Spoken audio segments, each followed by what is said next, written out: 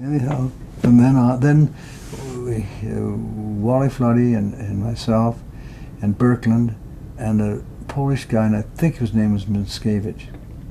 He was a vintner too, but he also worked in the mines one time in Poland. The four of us had always worked in the mine, So we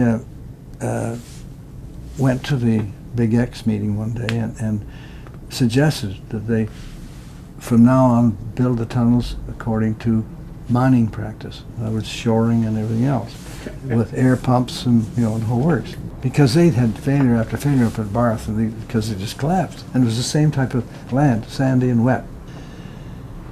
He hated the Germans, so I loved him for that. He was a great organizer, a very directional type of person. His idea was to create as much trouble for the Germans as possible and get as many people out as possible when possible. And that was his objective, and he organized everybody. Everybody had to put in input to it, and our input was that we suggested they do make it like a mine.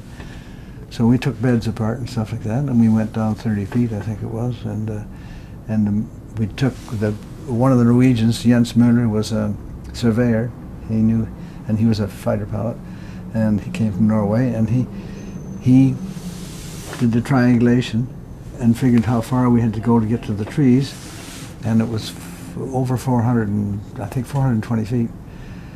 But when we built the tunnel, it started here at 30 feet, and because it's hard to get to the face crawling quickly, we made it slightly sloping down, and we came to Piccadilly Circus, which is the place where we changed trains, because you came in on the train, and then we started uphill to get back to where we thought was 30 feet. Well, your triangulation, you have to have 2 or 3 points of vision, and we didn't have it, so we had to guess.